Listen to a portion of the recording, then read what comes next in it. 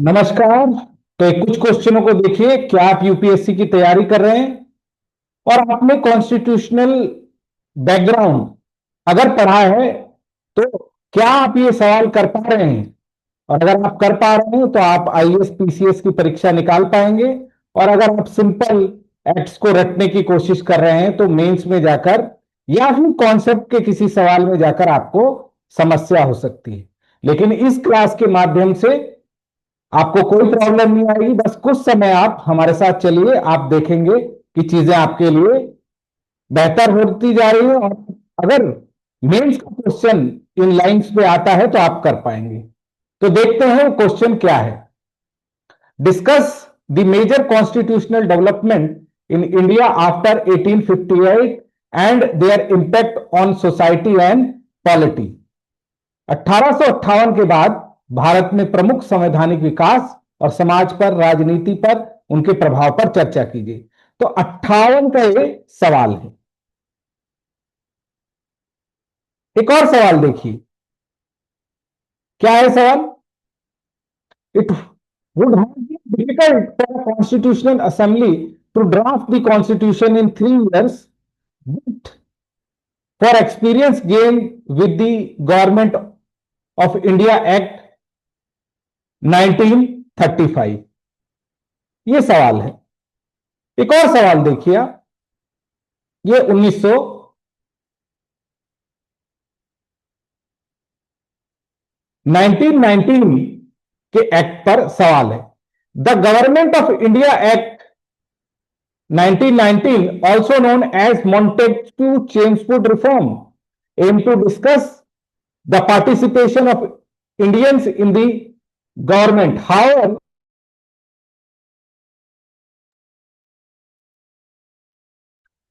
satisfy the nationalist demand। तो अब जितनी भी क्लासें आपने अभी तक पढ़ी हैं, आपको देखना है क्या वो इन सवालों को पूरा बना पा रही हैं। इसीलिए मैं कहता हूं कि जो अधिकतर क्लासें पढ़ाई जा रही हैं वो आधी हैं और अधूरी हैं। उनको पढ़ने के बाद भी आपके सवाल मेंस में, इवन प्रीलिम्स में भी अगर बनने वाले हैं, वो बनने वाले नहीं हैं। कुछ और सवालों को हम देखते हैं जो कि आपका पहले दिमाग में क्लियरिटी आ जाए। जैसे एक और क्वेश्चन आप देखिए, ये सेपरेट इलेक्ट्रोल का क्वेश्चन है। 9 1909 के बाद, 1909 के बाद ये सवाल है। Please remember, in granting the separate electoral we are showing the dragon teeth, the harvesting will be bitter. कृपया याद रखें कि पृथक निर्वाचन की देने में हम अकबर के, अजगर के दांत बो रहे हैं जिसकी फसल कड़वी होगी। अभी सेपरेट इलेक्ट्रोल सिस्टम पर सवाल है जो आगे जाकर वो हुआ। 1990 एक्ट,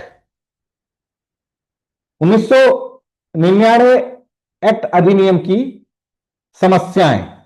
उसके बाद मेरे प्यारे प्यारे बच्चों, डायरकी, इसको लेकर एक क्वेश्चन है। कई बार इस पे सवाल आया है, डायरकी पर प्रीलिम्स का सवाल आया है। और फिर आखिरी सवाल, why did the British finally quit India on 15 August 1947? The imperialist answer is that independence was simply the fulfillment of Britain's self-appointment mission to assist the Indian people to self-government. Examine। कांग्रेसों ने अंततः 15 अगस्त 1949 को भारत क्यों छोड़ा? साम्राज्यवादी उत्तर की स्वतंत्रता केवल भारतीयों को स्वशासन देने में सहायता करने के लिए ब्रिटेन स्वायत्त मिशन की पूर्ति थी। उनका कहना था हम तो जी इनको गवर्नमेंट बना रहे थे, हमने वो एक बार बना दिया, फिर हमने इनको वो दे दी। फिर ये हिस्ट्री से मिलता हुआ छोटा है कि भारत का डिवीजन क्यों कांग्रेस ने स्वीकार कर लिया। Discuss as why the Congress accepted the partition of India in 1947। चर्चा कीजिए कि कांग्रेस ने 1947 का विभाजन क्यों स्वीकार कर लिया। ऐसे बेटा हर एक एक्ट पर कई सवाल हैं जो आपसे पूछे जाएंगे।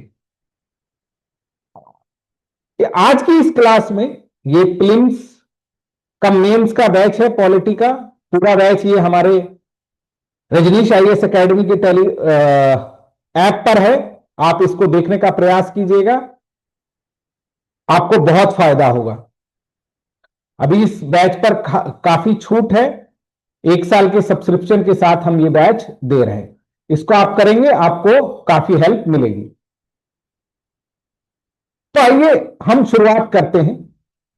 हमने पिछली क्लास में देखा था मेरे प्यारे प्यारे बच्चों, ये वाला, इस क्लास को आप जरूर देखिएगा। ये पहले क्लास थी, इसका पूरा सच IAS Indian polity historical background, जहां इससे पहले के आंसर हमने दिए हुए हैं, एक अलग लिस्ट बनी है, वहां पर ये आपको दिखाई देगा।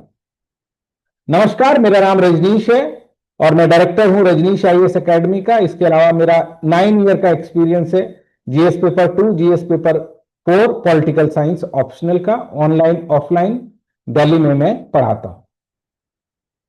ये हमारे बच्चे हैं जिन्होंने पीटी क्रैक किए हैं, मेंस क्रैक किए हैं, कई सारे टॉपर्स हमारे यहां से निकले हैं। आप भी निरंतर पढ़ाई करेंगे तो आप भी निकाल सकते हैं। ये कुछ कमेंट है जिन्होंने हमसे पढ़ाई की है, और ये मेरा अनअकैडमी और बाकी सारे इंस्टीट्यूटों के साथ संबंध है। तो इस क्लास को जरूर ध्यान से देखिएगा, बस इतनी ही रिक्वेस्ट है कि आप ध्यान से देखिएगा। इसके नोट्स, इसके मॉडल आंसर, पीटी, और अलग से लक्ष्मीकांत, सुभाष कश्यप से भी ज्यादा जो मटेरियल है वो आपको मिल जाएगा। बस आप सुनते चलिएगा, समझते चलिएगा, और हमारे जो 500 पॉलिटी के क्वेश्चन हम आपको कराएंगे उसको आप देखिए। तो आशा करता हूं कि आप रेडी। चलिए, तो हम कर रहे हैं 1857, 1857। यहां पर मेरे प्यारे प्यारे बच्चों क्या हुआ, यहां पर अंग्रेज लोग, जैसा आपने पिछले लेक्चर में देखा, सबको जीतते जा रहे थे और भारत में ईस्ट इंडिया कंपनी अपना रूल करती जा रही थी। ईस्ट इंडिया कंपनी धीरे धीरे हमारी जो ब्रिटेन की पार्लियामेंट है उसने नकेल कसना चालू किया 1774 के एक्ट से, और धीरे धीरे धीरे धीरे धीरे जब 1857 आया तो पूरी तरीके से ईस्ट इंडिया कंपनी को खत्म कर दिया गया, और ब्रिटिश पार्लियामेंट ने, ब्रिटिश की गवर्नमेंट ने पूरी तरीके से बोला कि अब हम इंडिया को डायरेक्टली चलाएंगे। वहीं से हमको अपनी बात करनी है, और मेंस का पहला सवाल देखना है। पहला कि 1957, और इसके बाद इन्होंने इमीडिएट एक एक्ट लाया 58। इससे क्या भारत की इन्होंने भलाई की कि अब, पहले तो ये बात हो रही थी कि ईस्ट इंडिया कंपनी हमारे ऊपर क्या कर रही है, रूल कर रही है। अब डायरेक्टली आ गया क्राउन रूल। क्राउन रूल आने पर, यानी सम्राज्ञी का शासन, क्या भारत को कोई फायदा हुआ, या ये पूरी तरीके से रिएक्शनरी हो गई कि अब हम भारत को दूसरे तरीके से लूटेंगे। रिएक्शनरी का मतलब होता है प्रतिक्रियावादी, क्या हम भारत को लूटेंगे। और हमको पहला सवाल 1958 के एक्ट करना है। अब एक बात समझो, ये वहां का सम्राट है या सम्राज्ञी है, किंग और मेजेस्टी। अब वहां पर आप जानते हैं जैसे भारत में राष्ट्रपति होता है, देश का मुखिया, वहां पर ब्रिटेन में ग्लोरियस रेवोल्यूशन जब हुआ था, क्या हुआ था मेरे प्यारे प्यारे बच्चों, जब ग्लोरियस रेवोल्यूशन हुआ उसके बाद राजा ने अपनी पावर छोड़ दी, और राजा को उन्होंने क्या बना दिया, राजा को उन्होंने मात्र नॉमिनल हेड बना दिया, जैसे भारत में राष्ट्रपति, और बोला कि आप का सिर्फ नाम रहेगा। और आज भी इन्हीं के नाम पर, दे आर नॉमिनल हेड, इन्हीं के नाम पर सारी पावर चलती है। असलियत में वहां गवर्नमेंट है, पार्लियामेंट है, और इसीलिए इनको कहा जाता है कॉन्स्टिट्यूशनल मोनार्की, यानी कॉन्स्टिट्यूशन भी है, और लेकिन क्योंकि हेड ऑफ द स्टेट क्या है, राजा या रानी होता है। आपने पढ़ा होगा कि इसीलिए उसको क्या नहीं कहा जाता मेरे प्यारे बच्चों, उसको रिपब्लिक नहीं कहा जाता, उनको कहा जाता है मोनार्की। उनको गणतंत्र नहीं कहा जाता, उनको संवैधानिक राजतंत्र कहा जाता है। तो इंडिया इज अ रिपब्लिक, क्योंकि यहां जो प्रेसिडेंट है वो हमारे यहाँ चुना हुआ आता है, उनके यहाँ चुना हुआ नहीं आता। तो यहां इसका शासन चल गया 1858 से। कहां पर? 1858 से। और इसी एक्ट को से हमको पढ़ना है। तो सबसे पहले इस एक्ट में क्या हुआ? क्राउन रूल आ गया। क्राउन रूल का मतलब है किसका रूल मेरे प्यारे प्यारे बच्चों? क्या मेरी आवाज एकदम ठीक आ रही है? जरा कंफर्म करेंगे, यस या ब्रेक होती है बीच में? निशा, अंकुश, एकदम क्लियर होगी आवाज? सारे बच्चे बताएंगे। Yes sir. अभी क्लियर है? Yes sir. ठीक है, आइए, जब ब्रेक होगी तो आप बताइएगा। ओके। तो क्राउन रूल राजा या रानी का शासन, क्राउन रूल कहा जाता है 1858 के एक्ट। यहां से ईस्ट इंडिया कंपनी की समाप्ति हुई और ब्रिटेन पार्लियामेंट ने ताकत संभाल ली। इस क्वेश्चन का आंसर हम देख रहे हैं। रानी का शासन, एक्चुअली रानी का शासन नहीं, वहां पे पूरी की पूरी पार्लियामेंट है, पूरी की पूरी गवर्नमेंट है, एग्जीक्यूटिव भी है, लेजिस्लेचर है भी है, जुडिशरी भी है, लेकिन नाम इसका बोला जाएगा किसका शासन? क्राउन का शासन। लेकिन एक्चुअल में वहां पर पार्लियामेंट कानून बना रही है और वहां की जो गवर्नमेंट है वो डिसीजन ले रही है, जैसे अभी मोदी जी डिसीजन ले रहे हैं। Abolish the east India company, company का खत्म और पूरी की पूरी ताकत बोला हम अब खुद देखेंगे डायरेक्टली। ब्रिटिश क्राउन को आ गई कि जितना भी भारत हमने जीता है उसको हम खुद देखेंगे, वहां के लिए खुद रूल चलाएंगी, हमारी जो सरकार है वो इसको देखेगी। तो पहले फर्क आ गया कि डायरेक्ट क्राउन के हाथ में शासन आ गया। पहले वहां पर गवर्नर जनरल था जो ईस्ट इंडिया कंपनी का था, जिसको पहले भी रेगुलेट 1774 के एक्ट से कौन कर रही थी? ब्रिटेन ही कर रही थी। अब इन्होंने बोला डायरेक्ट हम लाएंगे और हम अपने आदमी का नाम बोलेंगे वायसराय। ये जो आज राष्ट्रपति भवन आप देख रहे हैं, प्रेसिडेंट हाउस जो देख रहे हैं, ये पहले वायसराय हाउस हुआ करता था, इसी यही चलाता था इंडिया को। तो इन्होंने बोला हम गवर्नर जनरल नहीं बोलेंगे, क्योंकि अब डायरेक्टली वो रिप्रेजेंटेटिव होगा क्राउन का, तो उसका नाम उन्होंने चेंज किया वायसराय। तो लास्ट गवर्नर जनरल जो ईस्ट इंडिया कंपनी के टाइम पर था उसका नाम था लॉर्ड कैनिंग, और जब ट्रांसफर ऑफ पावर तो जो उसका नाम भी था लॉर्ड कैनिंग, यानी बस उसका नाम बदल दिया गया, बंदा सेम रहा। और ये अब किसका हो गया? He was the representative of crown. Crown को वो देखेगा। उस समय महिला थी, in the name of her majesty, इनके नाम पर वो भारत में देखेगा। ठीक है जी। और ब्रिटिश पार्लियामेंट ने क्या कर दिया? एक्ट पारित कर दिया। उसमें क्या हुआ? जो डबल सिस्टम चलता आ रहा था, एक तरफ बोर्ड ऑफ कंट्रोल था जो पिछले लेक्चर में आपने देखा, ये क्या कर रहा था? ये पूरे कंपनी जहां एडमिनिस्ट्रेटिव वर्क कर रही थी, पॉलिटिकल वर्क कर रही थी, जहां भी वो कार्यकारी काम कर रही थी या राजनीतिक इकट्ठा कर रही थी, और बोर्ड ऑफ डायरेक्टर जो ईस्ट इंडिया कंपनी का व्यापार देख रहे थे, ट्रेड देख रहे थे, कमर्शियल इंटरेस्ट देख रहे थे, बोला दोनों खत्म, ईस्ट इंडिया कंपनी खत्म, तो दोनों खत्म। ये कब बने थे? पिट्स इंडिया एक्ट ऑफ 1784 से बने थे। इनको समाप्त कर दिया गया, बोला चलो ईस्ट इंडिया कंपनी गई, आप भी जाओ। इसको डबल गवर्नमेंट कहा जाता था मेरे प्यारे प्यारे बच्चों, दो government. Court of director commercial interest देख रहे थे, ये गए, और ये पॉलिटिकल इंटरेस्ट लड़ाई देख रहे थे, ये भी गए। इनको खत्म कर दिया गया। और हमारे देहात में अब जो काम देखेगा उसका नाम होगा वायसराय, और हमारी तरफ से एक बंदा आएगा डायरेक्टली, डायरेक्टली बंदा, हाँ, उसको हम बोलेंगे सेक्रेटरी ऑफ स्टेट।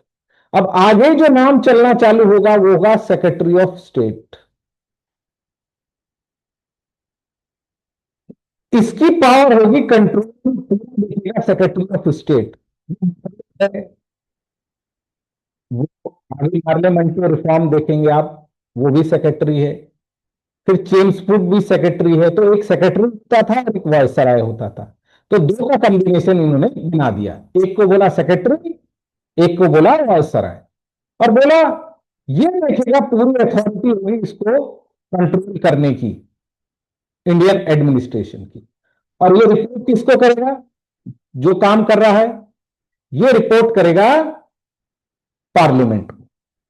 तो ब्रिटेन की पार्लियामेंट में एक नया पद क्रिएट किया जिसका नाम इन्होंने बोला सेक्रेटरी ऑफ स्टेट। जो कुछ भी इंडिया में है ये करेगा। ओके, इसको मदद करने के लिए क्या होगी? 15 मेंबर की काउंसिल होगी, 15 member council of India to assist the secretary of state. और ये क्या होगी? बॉडी होगी जो असिस्ट करेगी, और उसका हेड होगा चेयरमैन। तो अब क्या हुआ? एक हो गया वायसराय जो एग्जीक्यूटिव काम करेगा, और एक हो गया सेक्रेटरी। इसके साथ 15 लोग होंगे। ये अब भारत को चलाएंगे। ठीक है। अब इसी में सेक्रेटरी इन काउंसिल जो 15 लोग होंगे, इसको कहा गया कि 15 लोग होंगे, और इनके ऊपर ये कोई भी काम कर रहे हैं इनके ऊपर मुकदमा भी चलाया जा सकता है। It constitute the secretary of state in council as the body corporate capable of suing and India sued in India and England. तो अब जो ये नई संस्था बनाई है इसको डायरेक्टली पार्लियामेंट के थ्रू रिस्पॉन्सिबल है, और ये किसी पर केस भी कर सकती है। इस पर भी केस किया जा सकता है। तो आप पूरी तरीके से क्या देख रहे हैं मेरे प्यारे प्यारे बच्चों? आप पूरी तरीके से देख रहे हैं transfer of power. East India Company जा रही है, उसका स्ट्रक्चर खत्म हो रहा है। Viceroy secretary of state in council आ रहे हैं 15 मेंबर के साथ। तो ट्रांसफर ऑफ पावर वाला ये है। ठीक है। बोला जी हम क्या करेंगे भारत में? अब अच्छा शासन करेंगे। भारत को हम क्या करेंगे?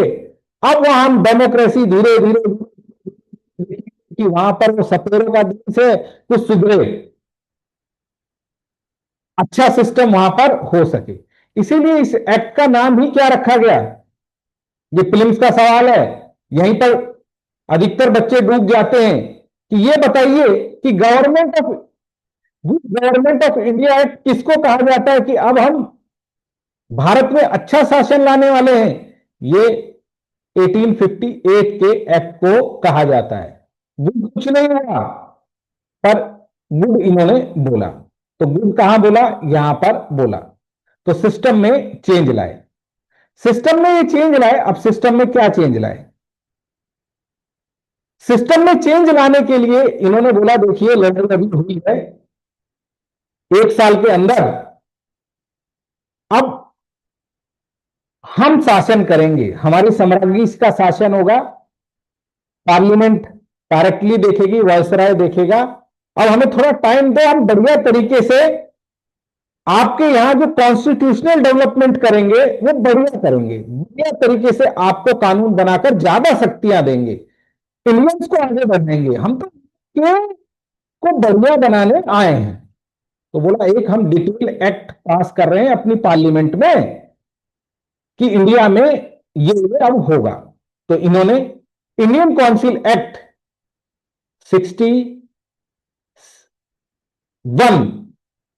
1861 पास कर दिया। बोला जी अब हम बताएंगे इंडिया को हम कैसे आगे बढ़ाना चाहते हैं।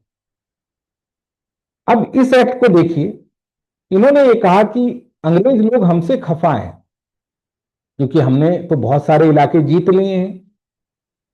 अब हम राजाओं पर अत्याचार नहीं करेंगे, उनके इलाके नहीं जीतेंगे, जितना इलाका हमने जीत लिया वो जीत लिया। और जो अब हम यहां काम करेंगे उसमें इंडियंस को शामिल करेंगे, भारतीय को शामिल करेंगे ताकि उसको लगे कि मैं ही देश चला रहा हूं। तो उन्होंने चाल खेली दिखाने के लिए कि भारत में हम नहीं हैं, हम तो यहां पर भी इंडियंस को आगे बढ़ा रहे हैं। और पूरे दिल्ली के कानून नहीं बनेंगे, पहले तो कलकत्ता होता था और पूरी सुप्रीम पावर पिछले लेक्चर में आपने देखी थी, गवर्नर जनरल को थी। 1883 तक सारी ताकत एक ही जगह आ गई थी। इन्होंने कहा अब हम इंडियंस को आगे बढ़ाएंगे दिखावे के लिए। इन्होंने क्या किया, इंडियन रिप्रेजेंटेशन पहली बार शामिल किया कहां पर, 1668 में। तीन राजा, एक राजा, दो राजा थे और एक और व्यक्ति था, तीन को जो वायसराय की काउंसिल थी, यानी वायसराय व्यक्ति जो था, जो एक तरह से ये मानो यहां का एग्जीक्यूटिव था, उसके साथ इन्होंने तीन इंडियंस को जोड़ दिया, जिसको कहा जाता है नॉन ऑफिशियल। नॉन ऑफिशियल का मतलब ऐसे ही आके बैठेंगे, जब घर में कोई त्योहार वगैरह है, कोई मिलने जुलने वाला है, तो पड़ोसी ऐसे ही आके नहीं बैठ जाते हैं कि हाँ भाई पड़ोसियों को बुला लो, उनको भी चाय पिला देंगे, उनसे भी थोड़ा बहुत राय मशवरा कर लेंगे, लेकिन डिसीजन तो वायसराय ही लेगा यहां का। लेकिन उसके साथ तीन इंडियंस को शामिल कर लो, तीन इंडियंस को शामिल किया गया। कौन से इंडियंस को, अपने लोगों को इन्होंने शामिल कर लिया जो राजा इनके थे, ये दिखाने के लिए। लॉर्ड कैनिंग ही था, इसने एक राजा, बनारस का राजा था, एक महाराजा था पटियाला का, और एक सर दिनकर राव थे। ये तीन लोगों को शामिल कर दिया कि पूरे इंडिया को दिखाने के लिए अब हम इंडियंस को की रिप्रेजेंटेशन ला रहे हैं, हम खुद नहीं चला रहे। 74 के बाद तो कुछ इंडियंस था ही नहीं, पहली बार इंडियंस की बात हुई यहां पर आकर। पर ये राजा कैसे थे, या ये कैसे थे, ये जब इनकी मीटिंग होती थी इसकी कि क्या भारत में करना है, एग्जीक्यूटिव काउंसिल इसकी मिलती थी। काउंसिल का मतलब ये मान के चलो जो आज का हमारा मोदी जी और मोदी जी की काउंसिल ऑफ मिनिस्टर है, वैसी ही संस्था है ये, यानी एग्जीक्यूटिव, यानी कि कार्यपालिका, मंत्रिमंडल, मंत्रिपरिषद जो देश को चला रही है। तो ये करते क्या थे बेटा, कोई भी डिसीजन चलता था, जैसे मोदी जी की बैठक चले या योगी जी की या ममता जी अपने मिनिस्टर के साथ काम करे, तो ये जब टेबल पे बैठते रहते थे तो ये देखते थे कि ये जो हमारा वायसराय है ये कहाँ हाथ उठा रहा है, इनको कुछ भी पता नहीं कहाँ हो रहा है। तो जहां जब वो हाथ उठाता था तो ये भी हाथ उठा देते थे, और जब हाथ नहीं उठाता था तो ये भी अपना हाथ कैसे रखते थे, नीचे। क्या इनको सही में समझ थी कि देश कैसे आगे बढ़ेगा, भारत के लिए क्या सही है क्या गलत है, या मेयरली ये हाँ में हाँ बनाने मिले हुए थे? द आंसर इज 1861 का भी जो एक्ट आया इसमें ट्रूली इंडियन रिप्रेजेंटेशन नहीं था, सिर्फ दिखावा था। इन्होंने ये बोला कि भैया हमने ये तीन जगहें जीती हैं, पहले इनके कानून हम बना रहे थे। पहला पॉइंट तो आपको समझ में आ गया होगा कि भारतीयों को शामिल करने की इन्होंने बात की, जो कि फ्रॉड था।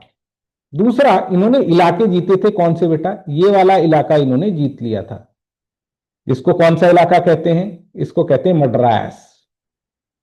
ये वाला, ये वाला इलाका इन्होंने जीत लिया था जहां पर ये बेस थे, कलकत्ता। और फिर एक इलाका इन्होंने और जीता था जिसको कहते थे बॉम्बे। ये तीन प्रेसिडेंसी इनके पास थी, तीन प्रांत इनके पास थे। बीच बीच में राजा थे, 560 से ज्यादा राजा, उनके भी रूल होते थे, उनको कहा जाता था प्रिंसली स्टेट। और इन्होंने इस एरिया को पहले ताकतवर बनाया था, इन दोनों को फिसड्डी बनाया था। अब इन्होंने बोला यार इन इलाकों को भी हम वापस ताकत देते हैं, कोई बात नहीं। तो इन्होंने जो 1883 तक सारी ताकत इन प्रेसिडेंसीज की छीन ली थी, क्या वर्ड है, प्रेसिडेंसीज, ये वर्ड याद रखना, उसको लौटा दिया। बोला अब तुम भी चाहो तो क्या कर सकते हो, कानून बना सकते हो। इन क्षेत्रों को भी इन्होंने बोला तुम कानून बना सकते हो अपने लोकल रीजन के लिए। 1774 3-4 से चालू किया था, पूरी तरीके से इनके हाथ बांध दिए थे 1883, लेकिन इस एक्ट से इन्होंने डिसेंट्रलाइज किया मद्रास। और ये दो जगह थी जहां गवर्नर बैठा करते थे। क्या बैठा करते थे बेटा? गवर्नर। गवर्नर जैसे आज राज्यपाल होता है, यहां बैठा करता था गवर्नर जनरल कलकत्ता में, जिसको इन्होंने क्या बना दिया था? वायसराय। और इन्होंने इन गवर्नरों को भी ताकत दे दी कि तुम भी चाहो तो क्या बना सकते हो? कानून बना सकते हो। अब वायसराय आगे जाके इंडिया में प्रेसिडेंट का रूप ले लेगा, गवर्नर आज के जो हमारे गवर्नर हैं उसका रूप लेंगे। तो ये क्या बन रही है? धीरे धीरे एग्जीक्यूटिव बन रही है। भारत में जो कार्यपालिका कहा जाता है वो बन रही है, उसका डेवलपमेंट हो रहा है। अब इन्होंने कौन सी जगह जीती थी? पहले तो ये वाला इलाका जीता हुआ था, ये वाला इलाका जीता हुआ था, ये वाला इलाका जीता हुआ था। इन्होंने अब ये कुछ इलाके और जीत लिए थे, पंजाब और सिंध, पाकिस्तान में है ये जगह, सिंध प्रांत। 5 जगह इनका रूल था। इसको कहते थे ब्रिटिश इंडिया। क्या कहते थे? जो इंडिया इन्होंने जीता था उसको कहा जाता था ब्रिटिश इंडिया। अब ये 5 इलाके इनके जीत गए। बीच में प्रिंसली स्टेट हुआ करते थे, राजसी रियासतें, प्रिंसली स्टेट्स। अब इन्होंने देखा इन 5 इलाकों में कौन बैठेगा? गवर्नर बैठेगा। और यहां पर भी इन्होंने बोला कि तुम क्या काम करो, तुम भी अपनी, जैसे आज हमारे यहां पर स्टेट के अंदर लेजिस्लेशन है, विधायिकाएं हैं, राज्यों की विधायिका, तुम भी क्या काम करो, तुम भी अपनी स्टेट के अंदर, राज्य के अंदर स्टेट लेजिस्लेचर बना लो। यानी जैसे आज लखनऊ में जो बैठी हुई है, पटना में जो बैठी हुई है, वैसे ही इन्होंने बनाने की कोशिश की। इलेक्शन नहीं है, चुने हुए लोग नहीं है, गवर्नर जनरल भी कुछ लोगों को अपने साथ शामिल कर लेगा और वहां के लिए कानून बनाना शुरू करेगा। तो कितनी जगह इन्होंने कानून बनाने की प्रक्रिया शामिल की? सभी जगह। क्या बात समझ में आई? बोलो यस या नो। बंगाल, वेस्टर्न प्रोविंस और पंजाब में इन्होंने बोल दिया कि तुम खुद भी कानून बना सकते हो। क्या इतनी बात समझ में आई? बोलिए यस या नो। ठीक है, कि अब आप खुद भी कानून बना सकते हो। ठीक है। अब यहां पे आप देख रहे हो एग्जीक्यूटिव भी बननी चालू हो गई है, कार्यपालिका भी बननी चालू हो गई है, लेजिस्लेचर भी बननी चालू हो गई है। और इस जो ब्रिटेन में एक्ट बना था, इन्होंने ये सिस्टम चालू कर दिया। अब इन्होंने क्या सोचा कि यार ये जो हमारे लोग हैं, ये तो सारे अंग्रेज हैं, क्यों ना हम अंग्रेजों में क्या काम करें, पोर्टफोलियो सिस्टम ले आए। पोर्टफोलियो सिस्टम क्या होता है? जैसे अभी आप जानते हैं कि निर्मला सीतारमन फाइनेंस देखती हैं, एस जयशंकर फॉरेन मिनिस्ट्री देखते हैं, जेपी नड्डा हेल्थ मिनिस्ट्री देखते हैं, राजनाथ सिंह जी डिफेंस देखते हैं। तो इसने कहा कि ये जो मेरे साथ काउंसिल है, जो लोग हैं, ये क्या करेंगे? ये एक एक मंत्रालय या डिपार्टमेंट देखेंगे। पहले तो यही सब कुछ देखता था, बस इसके साथी थे वो लोग सलाह लेते थे, पर वो किसी डिपार्टमेंट को नहीं देखते थे। तो इसने क्या काम किया? अपने अंग्रेज दोस्तों को ये बोल दिया कि ये पर्टिकुलर डिपार्टमेंट तुम देखोगे, इसके लिए तुम रिस्पॉन्सिबल हो। उसको इंचार्ज बना दिया गया डिपार्टमेंट का। जैसे आज मोदी जी ने इन सबको बना रखा है, वैसे पहली बार भारत में किसी व्यक्ति को, अंग्रेजों को बनाया था सबको। ये तो मैंने दिखाने के लिए बताया। पहली बार डिपार्टमेंट या मिनिस्ट्री का कॉन्सेप्ट क्या, कौन से एक्ट से आया? 1861 से सिस्टम आया जिसको कहते हैं पोर्टफोलियो सिस्टम। पोर्टफोलियो का मतलब होता है एक विभाग दिया गया, पीडब्ल्यू विभाग के आप इंचार्ज हो, रेवेन्यू के आप इंचार्ज हो। तो ये बन गया मोदी जी, और इसके साथ जो अंग्रेज थे वो बन गए मंत्री। और इस सिस्टम को क्या कहा जाता है मेरे बच्चों? Portfolio system. जैसे आज की डेट में आप देख रहे हैं राजनाथ सिंह जी को, वो डिफेंस देख रहे हैं, कोई फाइनेंस देख रहा है, तो पहली बार पोर्टफोलियो सिस्टम कहां आया? यहां पर आया। और पोर्टफोलियो का मतलब आपको समझ में आ गया, विभागों का बंटवारा। वायसराय की काउंसिल होती थी, जिसको एग्जीक्यूटिव कह सकते हैं आप। उसने अपने इंचार्ज था, वो उसने काम बांटे अपने अंग्रेज लोगों को। भारतीयों को अभी नहीं ले आया, भारतीयों को नहीं लाया अभी, अभी अपने अंग्रेजों में बांट रहा है। ठीक है, अब आइए।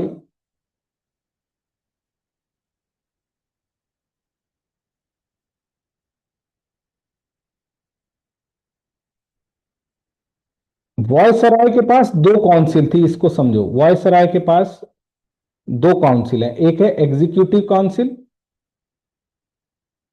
जिसमें वो मंत्रियों की तरह निर्णय लेगा। एक है उसके पास लेजिस्लेटिव काउंसिल, कानून बनाने वाली संस्था। कानून बनाने वाली संस्था में उसने 3 इंडियंस को शामिल किया। एग्जीक्यूटिव में उसने कुछ नहीं किया। क्या ले आया वो? Portfolio system. यहां पूरे अभी तक क्या है?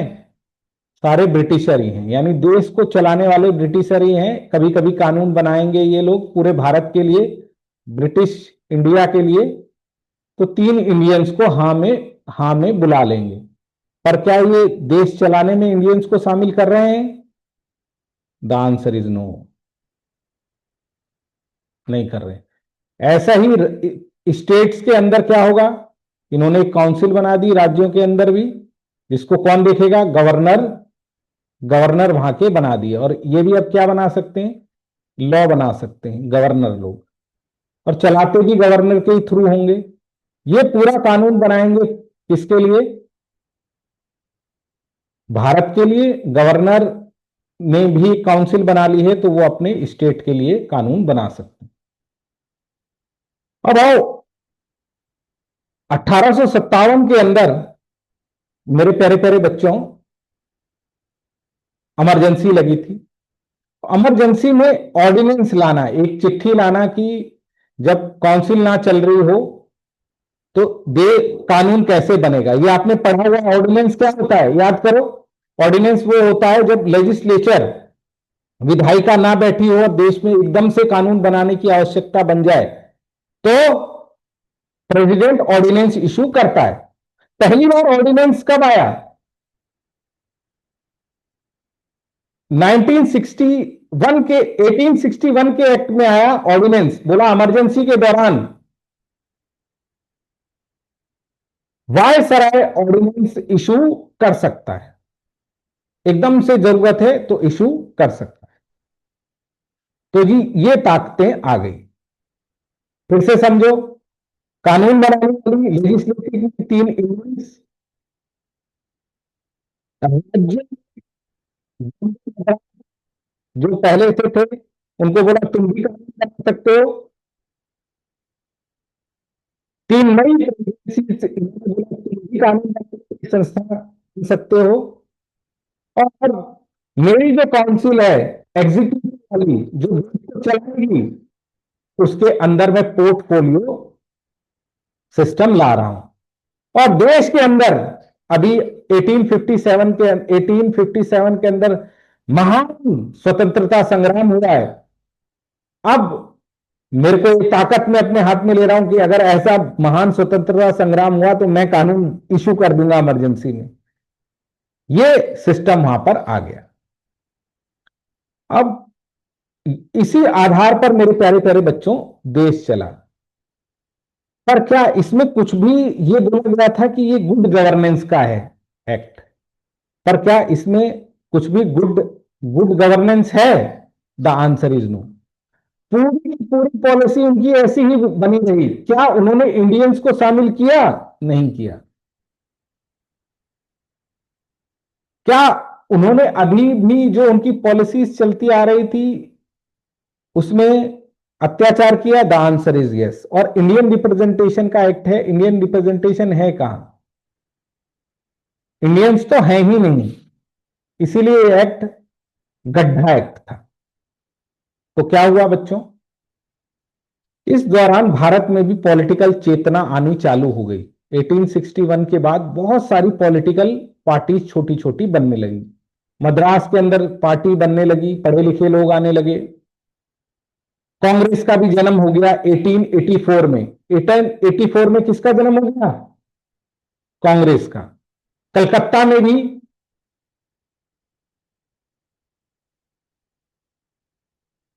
छोटी छोटी पार्टियां बनने लगी। तो उन्होंने बोला कि भाई तुम ये कहते हो हम डेमोक्रेसी लाएंगे, हम धीरे धीरे भारत को आगे बढ़ाएंगे, भारत का डेवलपमेंट करेंगे। अरे तुमने 3 लोगों को पकड़ के अपनी काउंसिल में रख रखा है, क्या इंडियंस को तो लाओ, इंडियंस ही तो बताएगा कि भारत में क्या होगा। इंडियंस ही तो बताएगा कि भारत में क्या होगा, हमें शामिल करेंगे। तुमने कहा राजा रजवाड़ों को शामिल कर रखा है, सबने प्रेशर बनाया कि जो भारत में कानून बनेंगे उसमें भारतीयों को शामिल किया जाए, एडमिनिस्ट्रेशन में भी भारत में शामिल किया जाए। तो इन्होंने क्या बोलना चाहिए चालू किया, एग्जीक्यूटिव में भी हमको शामिल करो, लेजिस्लेचर में भी हमको शामिल करो, वरना ये तो तानाशाही है। तो ये आवाजें उठने लगी। इन्होंने चुप मार के इन्होंने कुछ नहीं बोला, 21 साल तक चुप रहे। फिर जब देखा कि ये तो गांधी आ गए हैं, फिरोज शाह मेहता आ गए हैं, बदरुद्दीन तैयब जी आ गए, बहुत सारे पढ़े लिखे लोग आ गए हैं जो अंग्रेजों तक, दादा भाई नौरोजी आ गए हैं, जो कहां तक, जो ब्रिटेन तक जाकर ये बता रहे हैं कि तुम्हारा रूल रूल नहीं है, अन ब्रिटिश रूल है। तो अब हमें कुछ क्या करना पड़ेगा, अब हमें कुछ करना पड़ेगा।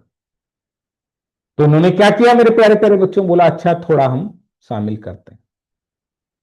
तो कांग्रेस आ गई है, अदर ऑर्गेनाइजेशन भी आ गई है, और अब वो अपने पॉलिटिकल रिप्रेजेंटेशन की मांग कर रही है।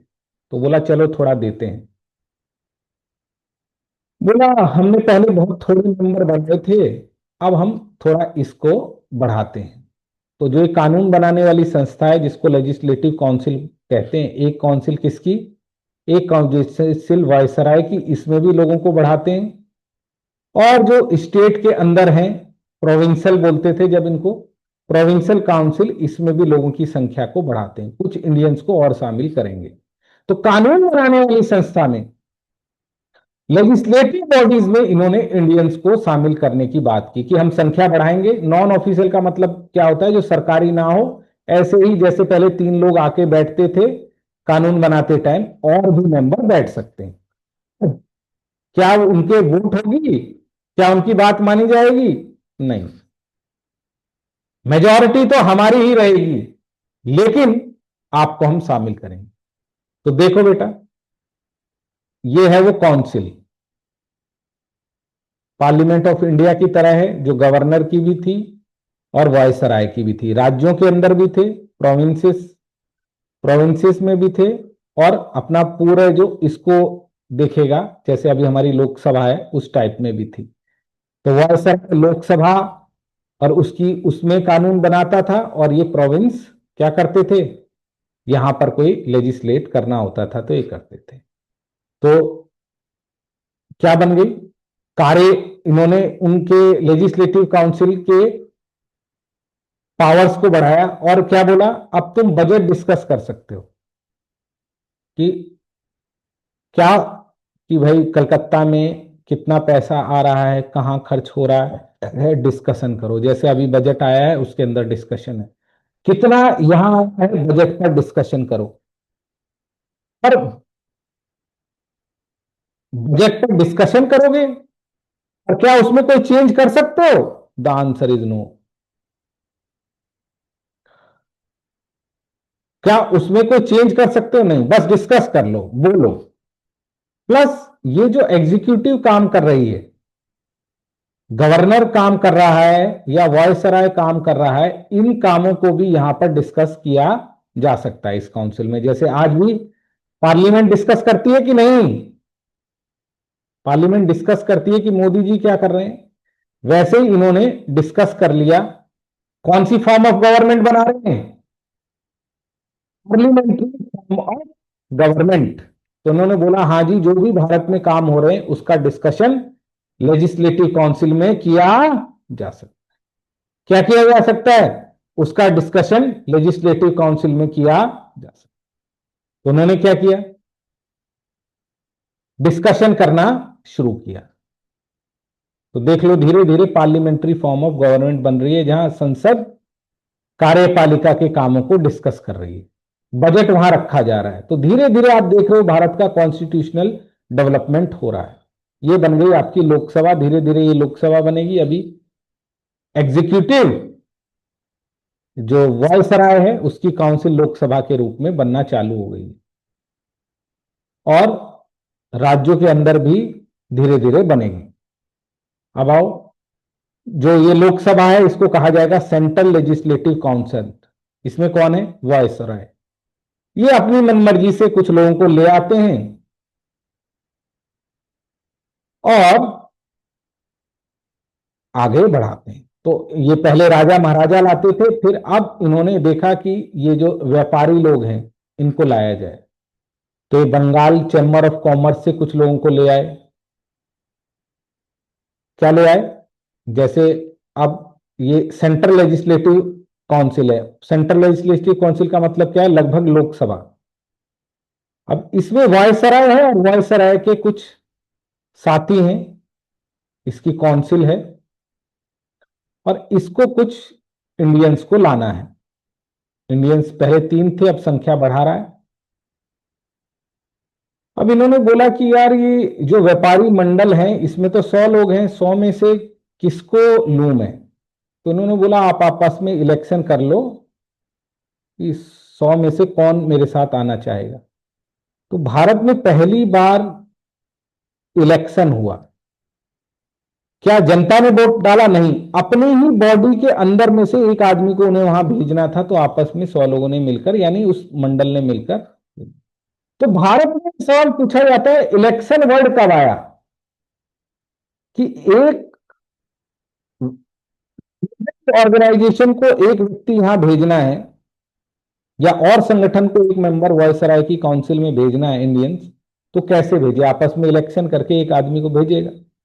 तो पहली बार अपनी मनमर्जी से नहीं, किसी एक व्यक्ति के इलेक्शन को वायसराय की काउंसिल, जिसको सेंट्रल काउंसिल या लोकसभा कहा जाता है, उसमें भेजा गया। कैसा? लिमिटेड और indirect provision use of election. Direct election क्या होता है ये तो आपको मालूम ही है। डायरेक्ट इलेक्शन होता है जहां जनता वोट दे। तो यहां जनता वोट दे रही है क्या कि कौन हमारी कौन लोकसभा में जाके बैठेगा? नहीं, वो उन्होंने कुछ संस्थाएं बना दी है कि एक बंदा यहां से भेज दो, एक बंदा यहां से भेज दो, एक बंदा यहां से भेज दो। जब एक एक बंदा आप भेज रहे हो तो क्या कहा जाएगा? उसको कहा जाएगा इलेक्शन तो हुआ है। तो इलेक्शन वर्ड इन्होंने कहीं यूज नहीं किया, कहीं लिखा नहीं, लेकिन हुआ। कहीं इस एक्ट में यूज नहीं हुआ। उसको बोला गया था वो नॉमिनेट करके भेजेंगे। कुछ संस्थाएं जैसे विश्वविद्यालय भेज सकते हैं, कोई संगठन भेज रहे हैं। तो क्या कर रहे हैं? इंडियन की संख्या बढ़ाने के लिए, क्या मेरे प्यारे प्यारे बच्चों, इंडियंस की संख्या बढ़ाने के लिए ये कुछ लोगों को इलेक्शन के थ्रू ले रहे हैं। पर क्या जनता वोट डाल रही है? द आंसर इज नो, जनता कोई वोट नहीं डाल रही। अब आइए, आपने यहां देखा, यहां मेनली 92 में संख्या बढ़ा रहे हैं। कौन सी संख्या बढ़ा रहे हैं मेरे प्यारे बच्चों? कानून बनाने वाली संस्था की संख्या बढ़ा रहे हैं। सेंट्रल लेजिस्लेटिव काउंसिल, जिसको आप लोकसभा कह सकते हैं, उसमें भी संख्या को बढ़ाई इन्होंने, और प्रोविंस, उसमें भी संख्या को बढ़ाई, और इंडियन लोगों को शामिल किया। ठीक है, संख्या बढ़ाई। लेकिन कुछ संस्थाओं से लोग इलेक्शन से लेकर आए। कहां से लेकर आ रहे हैं? देखिए, प्रोविंस के अंदर जो आज आप स्टेट जिनको जानते हैं, डिस्ट्रिक्ट बोर्डों से लोगों को ला रहे हैं, म्यूनिसिपालिटीज से लोगों को ला रहे हैं, यूनिवर्सिटी से लोगों को ला रहे हैं, ट्रेड एसोसिएशन से, जमींदार और चैम्बर से ये लोग ला रहे हैं। तो ये लोकसभा बननी चालू हो गई है और यहां पर इलेक्शन के जरिए कुछ लोग इन डायरेक्शन आना चालू हो गए, और ये जो प्रोविंस है यहां पर भी कुछ लोग आना चालू हो गए। अभी हमने प्रोविंस की बात की है। अब आइए 92 के बाद लोगों ने फिर हल्ला किया, बोला ये तो अंग्रेज लोग ही चला रहे हैं, हमें स्वराज दो, हम चलाएं इस देश को, सेल्फ रूल दीजिए हमें। कुछ ही इंडियंस को शामिल करते हो, सारे के सारे आप ही चीजों को लेके बैठ रहे हो। कांग्रेस दल क्या हो गया मेरे प्यारे प्यारे बच्चों? कांग्रेस जो है वो वोकल हो चुकी है। उसमें नरम दल और गरम दल दोनों बन चुके हैं। क्या मेरे प्यारे प्यारे बच्चों, क्या बन चुके हैं? नरम दल और गरम दल दोनों बन चुके हैं। क्या बन चुके हैं? अब क्या करना है? इन्हें ऐसे लगा कि ये तो कांग्रेस हावी हो गई है हमारे ऊपर, इनको फूट डालो और शासन करो। क्या मेरे प्यारे प्यारे बच्चों? Divide and rule. मुसलमानों को इन्होंने 1857 के रिवोल्ट में पहले अपना दुश्मन माना था। फिर इनको धीरे धीरे पता चला कि संख्या तो ये हिंदुओं की ज्यादा है, तो मुसलमानों को अपने साथ मिलाओ, अपीजमेंट करो उनकी, अपने साथ मिलाओ और हिंदुओं को दूर करो। तो इन्होंने बंगाल को बांटा, जो आज बांग्लादेश बना है। क्या बना है बेटा? बांग्लादेश बना है। बांटना चालू किया। 1909 में ये एक एक्ट लेकर आए जो भारत के लिए बहुत ही ज्यादा डेट्रीमेंटल था। कहां पास हुआ ये? ब्रिटेन में पास हुआ मेरे बच्चों। जिसको क्या कहा जाता है? जो डेट्रीमेंटल था, जिसको कहा जाता है मॉर्ले मिंटो रिफॉर्म। मॉर्ले कौन थे? ये सेक्रेटरी ऑफ स्टेट थे। ये देख लीजिए, John Morley secretary of state थे, जो बाकी बाद में जाके आयरलैंड के बने। मिंटो यहां के वायसराय थे। तो पहला नाम जो होता है वो सेक्रेटरी का होता है, दूसरा नाम जो होता है वो क्या होता है? वायसराय का होता है। तो लॉर्ड मॉर्ले वॉज सेक्रेटरी। वो क्या थे मेरे प्यारे प्यारे बच्चों? वो सेक्रेटरी थे और एक्ट ये ले आए। जिसके ऊपर मेंस का एक सवाल है, जिसको आप देखिए।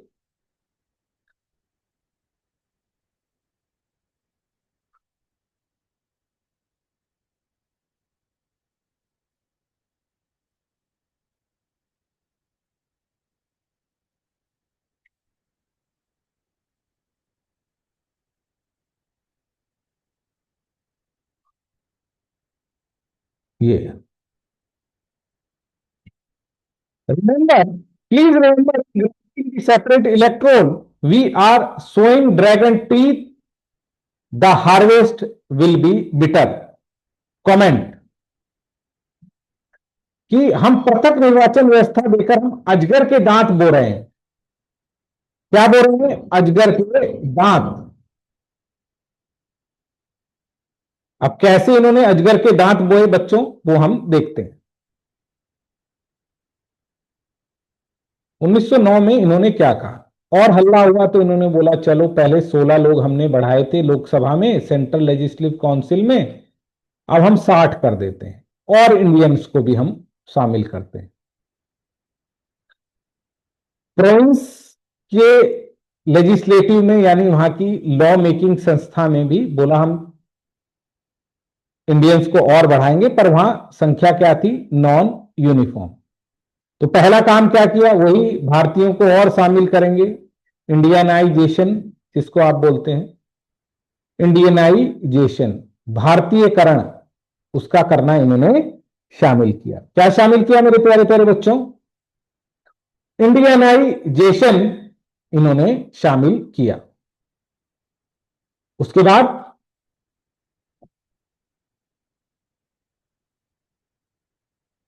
16 थे पहले मेंबर्स, उसको उठाकर 60 किया।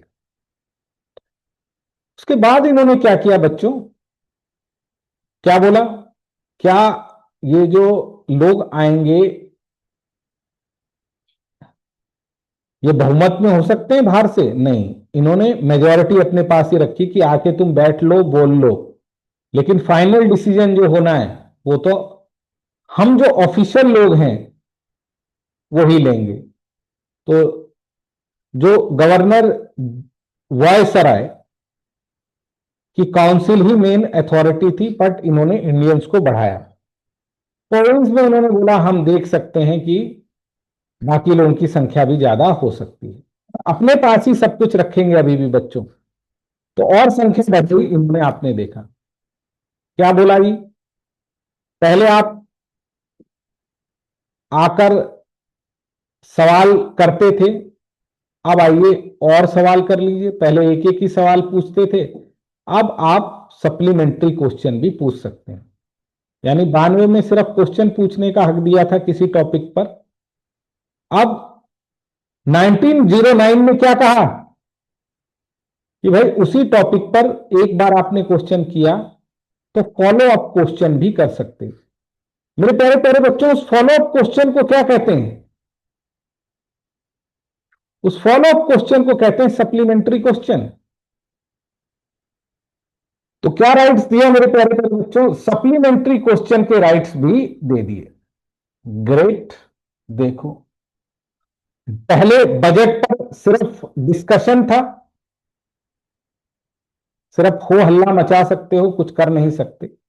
अब यहां पर क्या बोला, तुम इसमें अगर कोई चेंज चाहते हो तो वो चेंज का रेजोल्यूशन भी चल सकते। तो थोड़ी ताकत को और बढ़ाया दिखाने के लिए। तो पहले एक ही क्वेश्चन, अब यहां फॉलो अप क्वेश्चन भी पूछा जा सकता। यहां बजट पर डिस्कशन, यहां रेजोल्यूशन का मतलब क्या है, यू कैन प्रपोज चेंजेस। ये इन्होंने कर दिया मेरे प्यारे प्यारे बच्चों, ये दो चीज इन्होंने कर दी।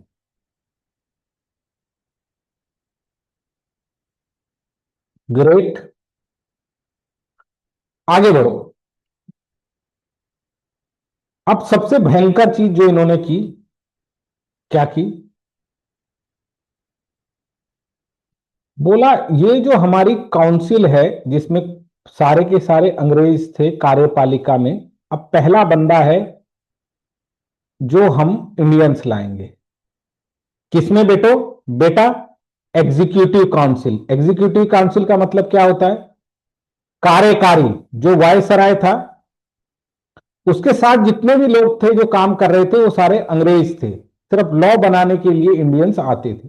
अब बोला काम करने के लिए भी काउंसिल ऑफ मिनिस्टर में भी मैं कुछ इंडियंस को ला सकता हूं। इलेक्शन नहीं हो रहा अभी, इलेक्शन के जरिए बन रही है ना, खुद ही ला रहा है। तो पहला आदमी जो आए, जो एक तरह से मंत्री कह लो, मंत्री बने इंडियंस। तो वायसराय की काउंसिल का मतलब आपकी लोकसभा, और लोकसभा में पहला मिनिस्टर जो बना, जिसको आप कह सकते हो लॉ मेंबर, वो बना कौन मेरे प्यारे प्यारे बच्चों? सत्येंद्र प्रसाद सिन्हा। इसका नाम याद रखना है, पहला ऐसा आदमी जो वायसराय की एग्जीक्यूटिव काउंसिल में शामिल हुआ, यानी कार्यपालिका में मंत्रिमंडल टाइप में जो पहला व्यक्ति शामिल हुआ, उसका नाम क्या आ रहा है बेटा? सत्येंद्र नाथ सिन्हा। ये पहला व्यक्ति था जो शामिल हुआ। ये बैठता था और मिनिस्टर की तरह काम करता था। इसका बहुत बड़ा कंट्रीब्यूशन हो गया सत्येंद्र जी का। इसके बाद एक वर्ड है जिसके ऊपर प्रीलिम्स का सवाल पूछा जाता है बच्चों, कम्युनल रिप्रेजेंटेशन और सेपरेट इलेक्टोरल सिस्टम। ये क्या है? जैसे आज की डेट में क्या होता है, भारत में एक सीट है, और उस सीट में जितनी भी वहां वोटर हैं वो क्या करेंगे, कोई व्यक्ति खड़ा होगा, ए खड़ा होगा, बी खड़ा होगा, सी खड़ा होगा, डी खड़ा होगा, और सब लोग उसको वोट देंगे। मुसलमानों को अपील करने के लिए, भारत में डिवाइड एंड रूल करने के लिए बोला कि एक इलाका है, यहां पर खाली मुस्लिम खड़ा होगा और जो वहां के जितने भी लोग रहते हैं उसमें से केवल मुस्लिम मुस्लिम को ही वोट करेगा, बाकी कोई और व्यक्ति वहां रहता है तो वोट कर ही नहीं सकता। इसी को कहते हैं कम्युनल रिप्रेजेंटेशन, इसी को कहते हैं concept of separate electorate system, Hindi में इसको कहते हैं पृथक निर्वाचन व्यवस्था। ये तो बहुत ही घटिया है कि मेरा एक इलाका है जहां 10,000 मुसलमान और 20,000 हिंदू रहते हैं, लेकिन सिर्फ खड़ा होगा मुसलमान, मुसलमान ही उसको वोट देगा, तो 3-4 मुसलमान खड़े हो जाएंगे और मुसलमान ही उसको वोट देगा। वोटिंग की कार्यवाही है, पर लगभग उसी तरीके का सिस्टम इन्होंने बना दिया है कि उस इलाके से क्या होगा, मुसलमान ही आएगा। तो बताओ उस इलाके से अगर मुसलमान ही आएगा, वोटिंग अभी चालू नहीं हुई, ये तो मैंने रिप्रेजेंटेशन बताया, तो बताओ वो जो अपने इलाके में क्या हिंदुओं के बारे में सोचेगा? बोलो, यस या नो? नहीं सोचेगा, क्योंकि उसके तो वोट उसके लिए मायने रखते ही नहीं। Muslim members were to be elected only by Muslim voters, thus this act legalize communalism. Communalism क्या मतलब होता है? संप्रदायवाद, धर्म का। कम्युनलिज्म है बैड, यहां पर रिलीजन का गलत उपयोग किया जा रहा है, एक रिलीजन को दूसरे रिलीजन से ऊपर माना जा रहा है, इसी को कम्युनिज्म कम्युनिज्म कहते हैं, कम्युनलिज्म कहते हैं। और मिंटो ने ये बात कही, इसीलिए उसको कहा जाता है फादर ऑफ कम्युनल इलेक्टोरेट। ये एक्ट बहुत घटिया है, इसका कांग्रेस ने विरोध किया, ऐसे तो भारत बट जाएगा। वो इलाके जहां मुस्लिम ज्यादा हैं, और बताओ जिन इलाकों में मुसलमान ज्यादा थे वहीं से मुसलमान इस सिस्टम से आने लगे, उनकी हिंदुओं पर या अन्य लोगों पर आस्था कम होती गई और धीरे धीरे धीरे मुस्लिम जनता भी आगे जाकर, बहुत आगे जाकर, अभी नहीं, उनके साथ जुड़ गई और भारत का बंटवारा हो। तो आपसे अगर पूछा जाए भारत के बंटवारे के बीज, where the seed were sown, the seed were sown in 1909 act. 1909 के एक्ट में ही क्या बो दिए गए थे, बीज बो दिए गए थे, जहां पर एक पर्टिकुलर कमेटी खड़ी होगी और दूसरी पर्टिकुलर कम्युनिटी, वही उस कम्युनिटी के लोग उसको वोट दे सकेंगे। इसको कहा जाता है सेपरेट इलेक्टोरल सिस्टम। एक घटिया व्यवस्था थी जिसका कांग्रेस ने विरोध किया, फिर आगे जाके वो मान गए थे, मानना नहीं चाहिए था कांग्रेस को। तो ये सिस्टम यहां आ गया। इस सिस्टम को क्या कहा जाता है बेटा? Separate electoral system. Divide and rule की ये पराकाष्ठा थी। बोला कि जी हम और लोगों को लेकर आएंगे, हमने बांध दिए हैं, लोग यूनिवर्सिटी से लोगों को लाएंगे, कुछ कुछ जमींदारों से लाएंगे, कुछ चैम्बर ऑफ कॉमर्स से लाएंगे, कुछ रेजिडेंसी कॉरपोरेशन से लाएंगे, यहां से हर साल हम लोग लाएंगे ही लाएंगे। इनके लिए सेपरेट रिप्रेजेंटेशन कर दिया गया। It also provided for the separate representation of corporation, chamber of commerce, university and जमींदार। अब यहां क्या हो रहा है? पहली बार सेपरेट इलेक्ट्रॉन सिस्टम कहां आया मेरे प्यारे प्यारे बच्चों? 1909 में आया। ये पॉइंट आपको याद रखनी है। तो स्नैपशॉट क्या है 1909 का? Central legislative council, provincial legislative council में संख्या बढ़ाई गई, सप्लीमेंट्री क्वेश्चन पूछने की इजाजत दी गई, रेजोल्यूशन ऑन बजट लाने की इजाजत दी गई। Council of Indian with executive council viceroy and governor Satyendra Prasad Sinha, separate representation of presidency corporate, और ये सबसे बड़ा मुसलमान ही खड़ा होगा। इसी के ऊपर इस सवाल को टच कर लो, ये सिस्टम कैसा था। तो ये लेकर आया था हिंदू और मुस्लिम को डिवाइड करने के लिए मिंटो और मार्लो। ड्रैगन तीथ इसको कहा जाता है। इसने भारत में धार्मिक आधार पर राजनीति को लीगल और पॉलिटिकल बना दिया था।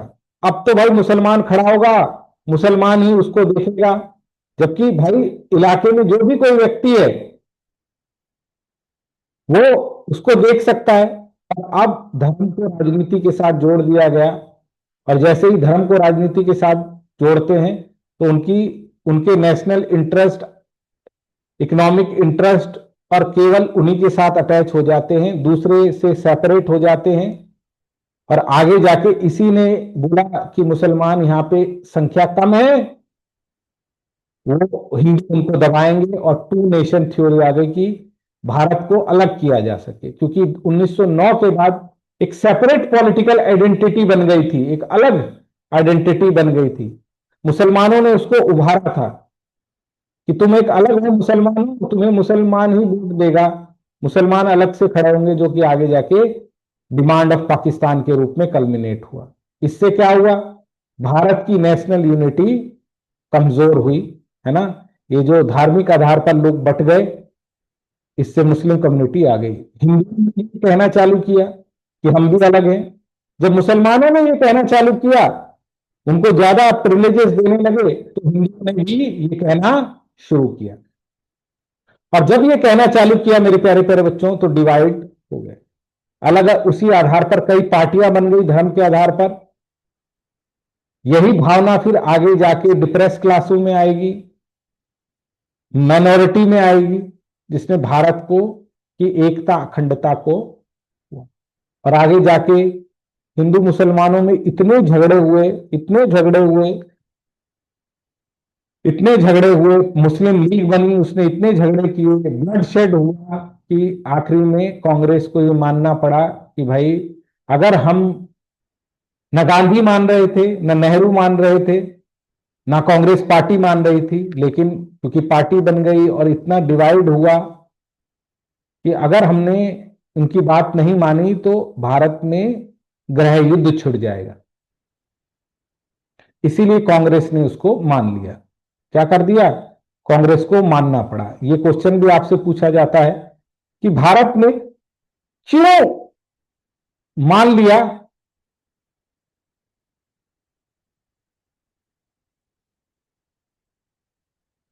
भारत को मानना नहीं चाहिए था बंटवारा। मानते नहीं तो क्या होता बच्चों, भारत में बहुत सारी आगे जाके आप देखोगे कि कमियां आ रही हैं। भारत में क्या कमियां आ रही हैं, भारत में कमी आ रही है ये कि 567 60 रियासतें हैं, वो भी टूटने की कोशिश कर रही हैं।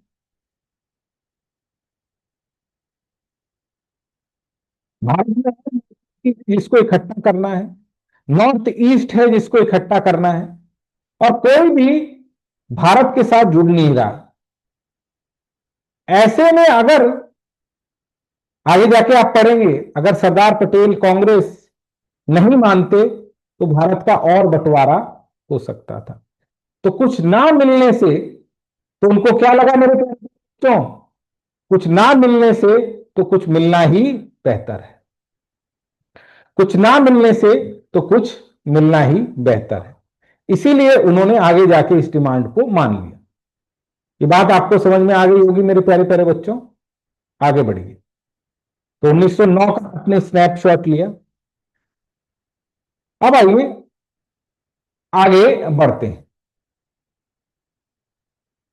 10 साल बाद क्या हुआ, व्हाट हैपेंड आफ्टर 10 years।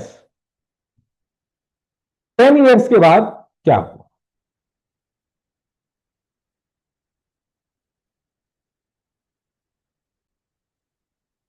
तो अब तक आपने ये एक्ट देख लिए हैं। अब हम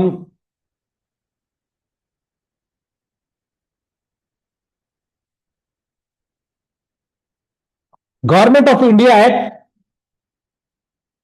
1919 को देखेंगे, जिस पर मेंस का एक सवाल है जो पहले आप देख लीजिए ताकि आपको पता लग जाए कि किस तरह से आपको करना है।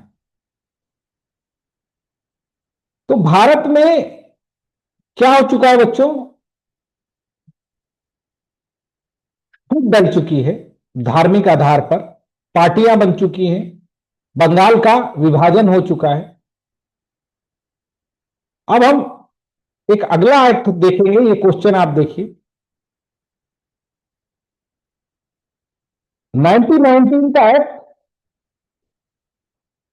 और प्रॉब्लम्स को हम देखते हैं। गवर्नमेंट ऑफ इंडिया एक्ट 1919, तो और विरोध होना शुरू हुआ गांधी जी के आगे में।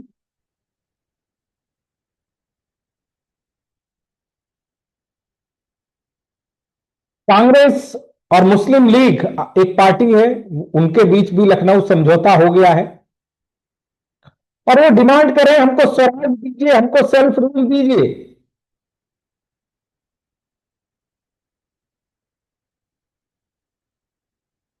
और सेल्फ रूल मिल नहीं रहा है। रिस्पॉन्सिबल गवर्नमेंट का अर्थ क्या होता है इसको जानिए आप बेटा। What is responsible government? Responsible government का अर्थ होता है मेरे प्यारे प्यारे बच्चों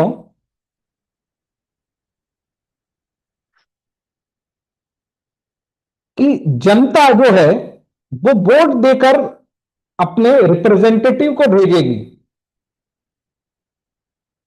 और उसके रिप्रेजेंटेटिव उसके बिहाफ में क्या करेंगे? उसके रिप्रेजेंटेटिव उसके बिहाफ में बैठेंगे, पार्लियामेंट में बैठेंगे और वहां से एग्जीक्यूटिव बनाएंगे, काउंसिल ऑफ मिनिस्टर बनाएंगे और देश को चलाएंगे, पार्लियामेंट्री फॉर्म ऑफ गवर्नमेंट की। और ये सब क्या क्या होना चाहिए? इसमें वायसराय का रोल नहीं होना चाहिए पूरे भारत के लिए, और प्रोविंसेस में गवर्नर का रोल नहीं होना चाहिए।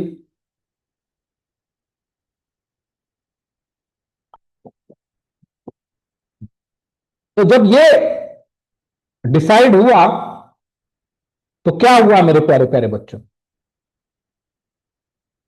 जब ये डिसाइड हुआ, ये आवाजें उठने लगी, तो वो जेम्स फुट मॉन्टेग्यू ने ये कहा कि हाँ हम कुछ करते हैं और बोला हम धीरे धीरे धीरे धीरे धीरे रिस्पॉन्सिबल गवर्नमेंट का अर्थ आप समझ गए कि पूरे के पूरे क्या होंगे? इंडियंस होंगे। यह बात उन्होंने मान ली, यह बात उन्होंने मान ली। मानी कि नहीं मानी? द आंसर इज नहीं, पूरी तरीके से नहीं मान रहे। बोला ग्रेजुअली हम करेंगे। क्या करेंगे? ग्रेजुअली हम करेंगे। कैसा विकास करेंगे? स्लोली स्लोली हम विकास करेंगे। तो 1919 में एक एक्ट बना जिसमें मॉन्टेस्क्यू सेक्रेटरी ऑफ स्टेट थे, जो आपने देखा बने थे 58 के एक्ट के बाद, है ना। जेम्स फुट दिखाता हूं मैं, आप देखिए, आज ही हमने डिस्कस किया है।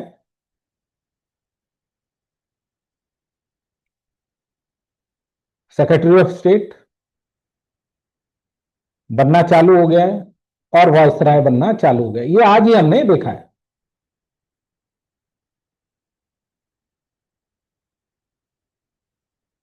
और इसने क्या कहा? इसने कहा आप रिस्पॉन्सिबल गवर्नमेंट की बात करते हो, तो हम धीरे धीरे आपको रिस्पॉन्सिबल गवर्नमेंट देंगे।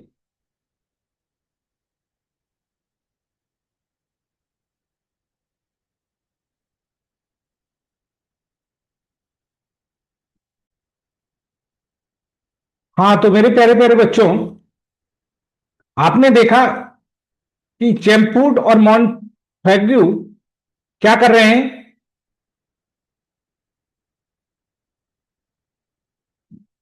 ये कह रहे हैं हम आपको रिस्पॉन्सिबल गवर्नमेंट देंगे। तो इन्होंने क्या कहा कि भाई, एक तो लोकसभा जो हमारी सेंट्रल लेजिस्लेटिव असेंबली है, और एक हमारी जो प्रोविंसेस असेंबली। तो हम क्या करते हैं, हम पूरे भारत में लिस्ट बनाते हैं। एक लिस्ट बनाएंगे, यूनियन लिखा है, सेंट्रल, और एक बनाएंगे स्टेट लिस्ट। जो सेंट्रल लिस्ट है उस पर वायसराय,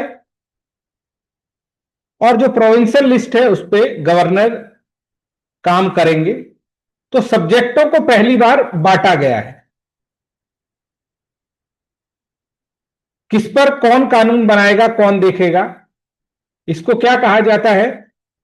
सब्जेक्ट को बांटना। तो यानी आप जानते हो हमारे यहां भी 3 लिस्ट है। कौन कौन सी लिस्ट? जो आज चल रही हैं, जो राज्यों पे जो लिस्ट है उसको स्टेट लिस्ट कहा जाता है। जो हमारे पूर्व मोदी जी के पास लिस्ट है, सेंट्रल गवर्नमेंट फेडरल गवर्नमेंट पे जो लिस्ट है उसको क्या कहा जाता है? उसको यूनियन लिस्ट, फेडरल लिस्ट कहा जाता है। और जिस पर दोनों कानून बना सकते हैं उसको क्या कहा जाता है? उसको कंकरेंट। तो पहले 2 लिस्टों की बात हो रही है।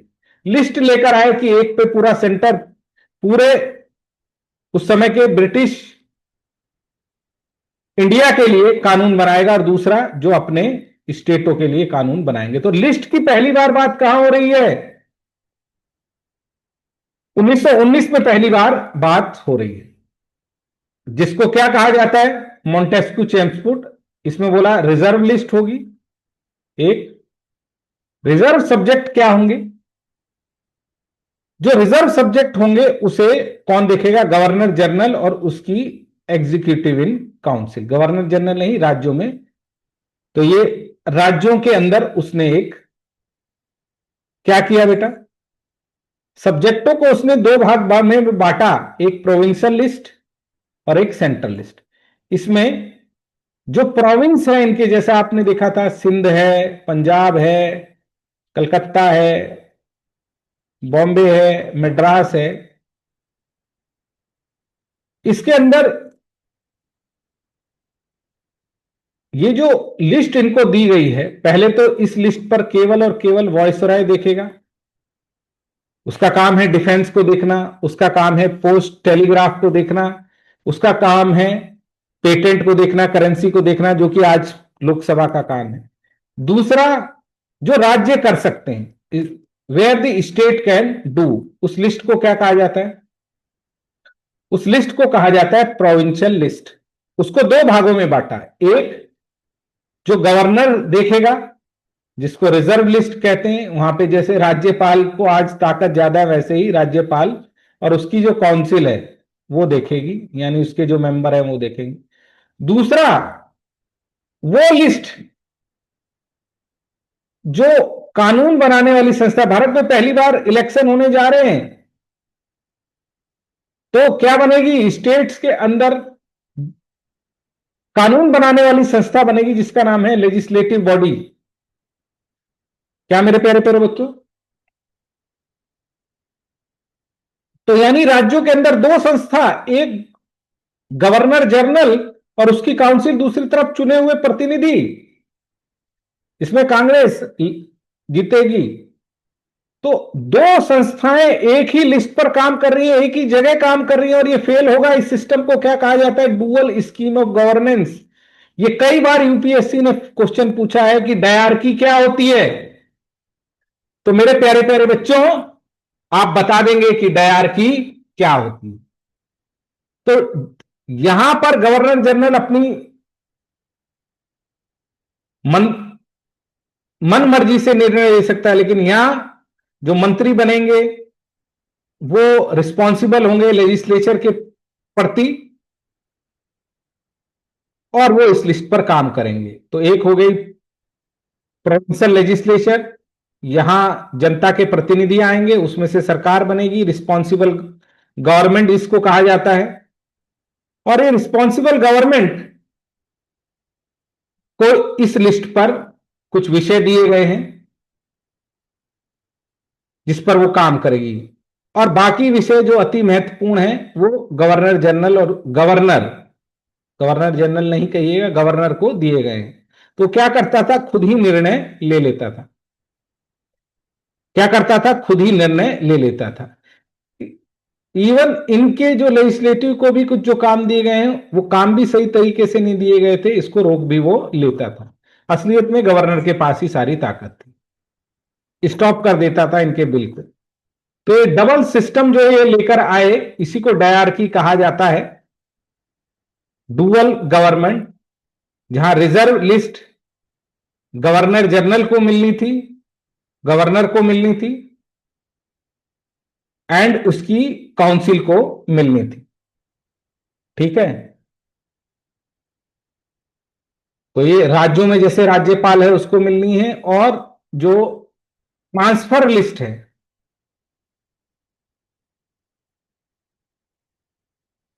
क्या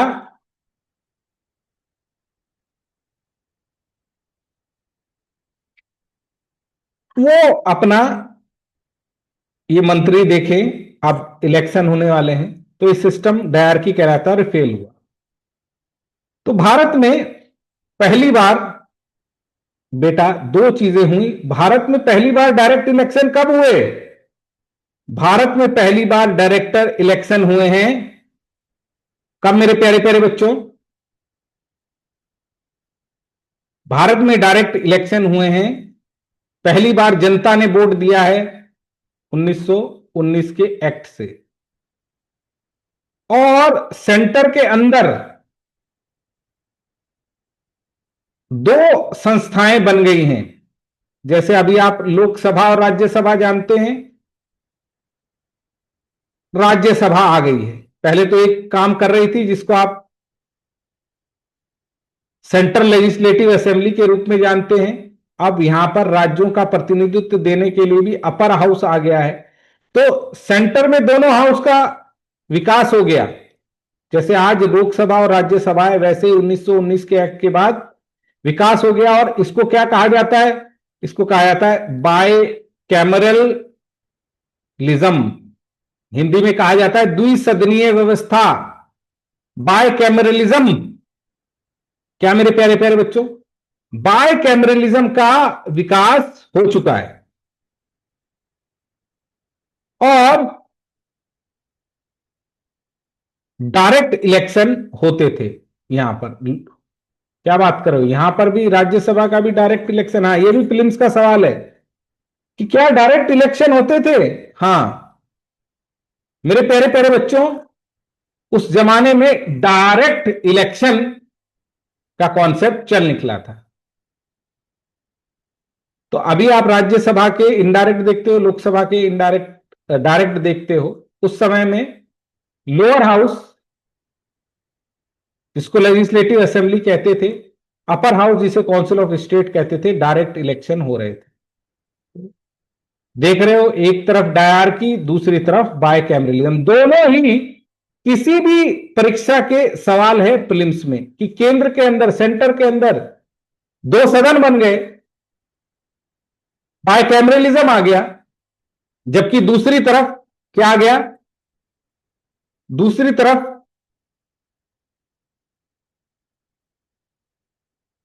दूसरी तरफ डायरकी आ गई कि रिजर्व लिस्ट के अंदर भी, रिजर्व लिस्ट को तो सेंटर देखेगा, ट्रांसफर लिस्ट में भी क्या मेरे प्यारे प्यारे बच्चों, जिसको प्रोविंशियल लिस्ट में भी ट्रांसफर लिस्ट होगी और एक रिजर्व लिस्ट होगी, तो सेंट्रल लिस्ट को तो डायरेक्ट वो देखेगा। इसके ऊपर भी गवर्नर को यहां पे बैठा दिया गया और वो सब कुछ कर रहा था, जिसको डायरकी कहते हैं। आगे देखिए मेरे प्यारे प्यारे बच्चों, अब पहले इसके पास एक आया था काउंसिल में काम करने के लिए, वायसराय की काउंसिल में काम करने के लिए। अब इन्होंने, पहले याद करो, सत्येंद्र, ये भाई साहब आए थे, आपको याद होगा, सत्येंद्र प्रसाद सिन्हा, एसपी सिन्हा। अब इसकी जगह इन्होंने बोला हम और लोगों को बढ़ाते हैं। अब 6 की जो हमारी काउंसिल है, वायसराय एग्जीक्यूटिव काउंसिल, इसको हम कितने की करते हैं? 6 की करते हैं, और 6 में 3 इंडियंस होंगे। तो इंडियंस को और बढ़ाया इन्होंने, क्योंकि इनका ध्येय क्या था? Responsible government. तो पहले एक व्यक्ति था, अब 6 को लेकर आ रहे हैं, जैसे हमारा ये। उसके बाद बोला कि इसको हम और बढ़ाते हैं। क्या करते हैं? ये जो हमने धर्म के आधार पर कम्युनल रिप्रेजेंटेशन दिया था, किसको? मुस्लिम को। अब सिखों का भी ऐसे ही होगा, क्रिश्चियनों का भी ऐसे होगा। एंग्लो इंडियन क्या होता है बेटा? जो यूरोपीय माता हो या पिता हो, और इंडियन माता हो या पिता हो, उनके जो बच्चे होंगे उनको एंग्लो इंडियंस कहा जाता है। बोला इनका प्रतिनिधित्व भी तो चाहिए। सिख कैसे आएंगे जीत के? क्रिश्चियन कैसे आएंगे जीत के? एंग्लो इंडियन कैसे जीत कर आएंगे? तो हमने 1909 में मुस्लिम्स को दिया था, अब इन तीनों को भी हम दे रहे हैं। और भारत के बंटवारे, किसकी बात की गई? भारत के और डिवाइड एंड रूल की बात की गई मेरे प्यारे। भारत को और बांटा गया। क्या बात क्लियर हुई कि भारत को ये और बांटने की बात कर रहे हैं? आगे बढ़ो। तो भाई डायरेक्ट वोटिंग आ गई है, पर क्या आम आदमी वोट दे सकता था? The answer was no. Universal सब लोगों के लिए थी, बहुत ही कम लोगों के लिए, लिमिटेड नंबर ऑफ पीपल। ये बेस थी किस पर? आपकी सर्टेन अमाउंट ऑफ प्रॉपर्टी होनी चाहिए, आप टैक्स देने वाले होने चाहिए, और आप पढ़े लिखे होने चाहिए। तो इसको कहते हैं लिमिटेड एडल्ट फ्रेंचाइजिस। पूरी तरीके से पहली बार वोट देना कहां आया? पहली बार वोट देना यहां पर आया। लेकिन क्या सब लोग वोट देते थे? नहीं। अब secretary of state for India जो काम कर रहा था, उसकी मदद करने के लिए 1919 में, 1919 में एक हाई कमिश्नर ऑफ इंडिया का पद खोला गया, new office for of the high commissioner of India in London, और उसको कुछ काम सेक्रेटरी ऑफ स्टेट के सौंप दिए गए। आईएएस, आईएएस का एग्जाम इंडियंस को शामिल करने के लिए, बात देखा था आपने 1854 में पिछली क्लास में। 1833 में रिकमेंडेशन हुई, जो कि कंपनी के डायरेक्टरों ने जिस पर रोक लगा दी थी। 54 में मैकाले कमेटी पर वो शामिल हुई, और अब बोला कि हम आईएएस का एग्जाम देने के लिए और सेंटर का एग्जाम देने के लिए पब्लिक सर्विस कमीशन खोलने जा रहे हैं। क्या मेरे प्यारे प्यारे बच्चों? सेंट्रल पब्लिक कमीशन 1926 खोल दी उन्होंने। तो आपके यूपीएससी का पहली बॉडी पब्लिक सर्विस कमीशन कब खुली थी? 1926 में खुली थी। एक्ट कौन सा था? 1921 का एक्ट। अब बोला बजट को अलग करो। हम लोग क्यों, ये जो इतने सारे प्रोविंस हैं इनके लोग अलग हो गए, 1921 में इलेक्शन हो रहे हैं, प्रोविंसों में सरकार बन रही है, तो ये क्या करेंगे? अपना बजट खुद देखें। तो राज्यों का बजट अलग, सेंटर का बजट अलग। For the first time provincial budget from the central budget was separated. और प्रोविंशियल लेजिस्लेचर जैसे संसद में आज होता है, वो अपना बजट क्या कर रहे थे, अपना बजट रखवा रहे थे, वो अपने बजट खुद रखें। तो देखिए पूरी तरीके से अब धीरे धीरे धीरे धीरे प्रोविंस का भी विकास हो रहा है, वहां पे भी पार्लियामेंट बन रहा है, एग्जीक्यूटिव बन रहा है, और यहां भी बन रहा है। और इन्होंने ये बोला कि भाई भारत में हम स्वराज तो नहीं देंगे, सेल्फ रूल तो नहीं लेंगे, पर 10 साल के बाद हम फिर से देखेंगे भारत कितना आगे बढ़ा है, और एक स्टैट्यूटरी कमीशन लेकर आएंगे। तो 1919 में, 1919 में यह बात हुई। एक बार देख लेते हैं और कौन, एक बार रिवाइज करते हैं। तो सबसे पहले मॉन्टेस्क्यू चेम्सफोर्ड, दो लिस्टों में बंटना, सेंट्रल और प्रोविंशियल लिस्ट। प्रोविंशियल लिस्ट का भी किसमें बंटना, दो भागों में बंटना, ट्रांसफर और रिजर्व। रिजर्व लिस्ट का गवर्नर के द्वारा, अपनी काउंसिल के द्वारा देखे जाना, और क्योंकि इलेक्शन होंगे, वोटरों द्वारा जो लेजिस्लेटिव बनेगी और जो मंत्री बनेंगे वो अपना ट्रांसफर लिस्ट को देखें। वो भी इस तरह से बनी कि वो सही से देख नहीं पाए। उसके बाद डायरेक्ट इलेक्शन, और सेंटर में बाय कैमरल लेजिस्लेचर, ये आपने देखा, दो सदन बन गए। उसके बाद 6 मेंबर्स काउंसिल में जो आए, उसमें से 3 मेंबर क्या होंगे, इंडियंस होंगे। बोला आओ सिखों, क्रिश्चियनों, एंग्लो इंडियन, तुम भी शामिल हो जाओ, separate electoral system. High commissioner का ऑफिस,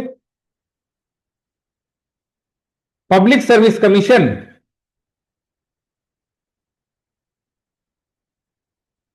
और बजट को अलग अलग करना, अपना बजट वो कर सके, और 10 ईयर बाद बोला हम कुछ देखेंगे।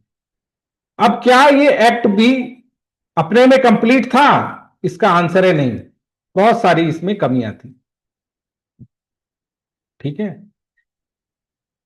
क्या कमी थी, दयार की बहुत, ये जो ट्रांसफर पावर किसी को दी गई, बजट सारा गवर्नर के पास रहता था, मंत्री लोग वहां पे प्रोविंसों में काम करते थे, उनके पास ना पैसा था। लिस्ट भी कंफ्यूजिंग लिस्ट थी, क्लॉड ड्रायर की, no real power at the centre, जो क्या थी, वायसराय के पास फाइनल वीटो पावर दे दी गई। वो क्या करते थे, जो वहां बाय कमरल लेजिस्लेचर बना था उस पर वो रोक लगा सकते थे, वीटो की पावर थी जैसे आज प्रेसिडेंट के पास है। तो क्या रियल पावर उसके पास थी, नहीं। इसने और ज्यादा सिखों को, एंग्लो इंडियंस को,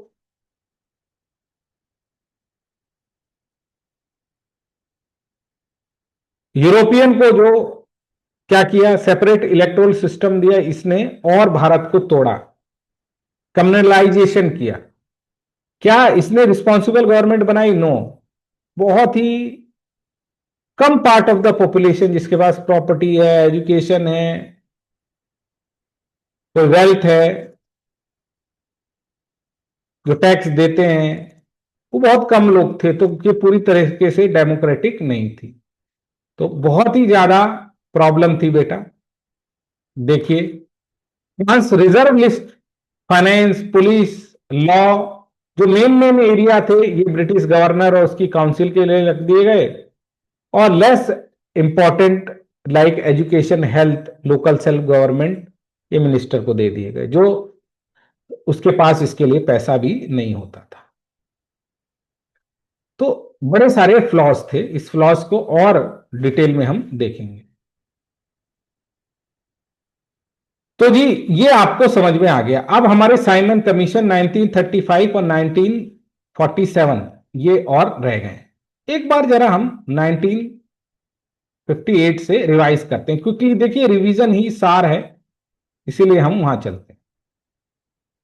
तो 87 ग्रेट रिवोल्ट, पूरी पावर क्राउन को सौंप दी गई है। क्राउन ने क्या किया? सिपाही मुटनी के बाद बोला हाँ जी मेरे पास पावर है, मैं सबसे पहले एक वायसराय बनाऊंगी, Lord Canning, board of character, board of director और बोर्ड ऑफ कंट्रोल खत्म, जो पिट्स इंडिया एक्ट से आया था। अब हमारे होंगे सेक्रेटरी और वॉयसराय। वॉयसराय मेरे प्रतिनिधि, सेक्रेटरी रिस्पॉन्सिबल होंगे पार्लियामेंट को, जो कुछ भी करेंगे बताएंगे। उसके बाद 15 मेंबर इनके साथ होंगे जो इनको देखेंगे।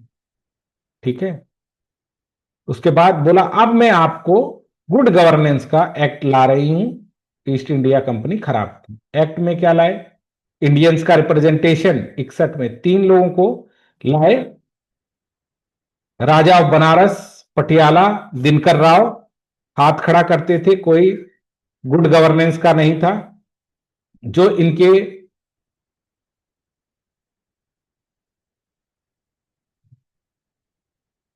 प्रोविंसेस थे उनको बोला तुम भी कानून आप बना सकते हो, कोई दिक्कत की बात नहीं है, वहां गवर्नर रहता है। 3 नए प्रोविंसेस के अंदर इन्होंने लेजिस्लेचर खोला, बंगाल के अंदर, नॉर्थ वेस्टर्न प्रोविंस के अंदर, पंजाब के अंदर। बोला पोर्टफोलियो, आपने आज पोर्टफोलियो समझा मेरे प्यारे प्यारे बच्चों? पोर्टफोलियो का मतलब क्या? डिपार्टमेंट, मिनिस्ट्री बांटने चालू किए। और 1957 के बाद एक जरूरत है कि अब हम क्या करें? ऑर्डिनेंस इशू करें। धीरे धीरे धीरे धीरे धीरे वॉयसराय के थ्रू क्या हो रहा है मेरे प्यारे प्यारे बच्चों? लेजिस्लेचर बन रही है, गवर्नर जनरल शुरुआत में लेजिस्लेटिव गवर्नेंस और बाद में जाके अलग से बननी चालू होगी। 1982 से क्या हो रहा है? इंडियंस को और शामिल करो, नॉन ऑफिशियल मेंबर को और लाओ। कांग्रेस आवाज उठा रही है कि शामिल करो, क्या कुछ ही लोगों को तुमने ले रखा है, चलो बजट डिस्कस कर लो, क्वेश्चन पूछ लो। कुछ इलाकों से लोग आ सकते हैं, जैसे सेंट्रल लेजिस्लेटिव काउंसिल में बंगाल चैम्बर ऑफ कॉमर्स से, डिस्ट्रिक्ट बोर्ड प्रोविंशियल में, district board municipality, university, trade association, जमादार और चैम्बर से। इलेक्शन कहीं वर्ड यूज नहीं हुआ, पर सही में पहली बार इलेक्शन हुआ। 9 में बहुत ही घटिया एक्ट, हमारी स्वराज की मांग, उनका partition of Bengal, viceroy Morley Minto, Morley secretary, Minto viceroy, और संख्या बढ़ाई गई, है ना। आओ पहले क्वेश्चन पूछ रहे थे, सप्लीमेंट्री क्वेश्चन पूछ लो, बजट पर तुम चेंजेस रेजोल्यूशन भी रख सकते हो। पहला आदमी इसकी काउंसिल में आ गया जिसका नाम था सत्येंद्र प्रसन्नाव सिन्हा, लॉ मिनिस्टर बने। फिल्म्स का सवाल है। उसके बाद मेरे प्यारे प्यारे बच्चों, कम्युनल रिप्रेजेंटेशन, जिससे भारत का बंटवारा हुआ। समझ में आया कि एक इलाके से वही वोट देंगे और वही कम्युनिटी के लोग आएंगे, कम्युनलिज्म इससे हुआ। कुछ जगहों से और बात हुई कि प्रेसिडेंसी की कॉरपोरेशन से वही लोग आएंगे, कॉमर्स से भी कुछ बंदे आएंगे, उनके लिए डेडिकेटेड की गई। ये एक स्नैपशॉट है, इसको आप देखिएगा। 1919 में और डिमांड की गई कि हमें हमारा चाहिए, बोला सेल्फ रूल चाहिए, हमारे मंत्री होने चाहिए, हमारे लेजिस्लेचर होने चाहिए, सेल्फ रूल लाओ, रिस्पॉन्सिबल गवर्नमेंट लाओ। बोला कोई रिस्पॉन्सिबल गवर्नमेंट नहीं, ग्रेजुअल धीरे धीरे हम लाएंगे, शुरुआत में ताकत अपने पास रखेंगे। क्या बोला गया? जिसको मोंटेस्क्यू चेम्सफोर्ड रिफॉर्म बोला गया, 1921 में आया, और आपने इसके ऊपर पूरी कहानी सुनी है, लिस्ट वगैरह। तो आशा करता हूं कि अब आपको सारी क्लास समझ में आ गई होगी मेरे प्यारे प्यारे बच्चों, आप आगे बढ़ पाएंगे। तो आपको आने के लिए बहुत बहुत धन्यवाद। बहुत खुश रहिए, बहुत आनंद में रहिए। आपसे मुलाकात होगी कल। Thank you very much. किसी को एडमिशन लेना है तो ये पूरा बैच अफोर्डेबल फीस में आपके लिए तैयार है। Thank you, God bless you, bye.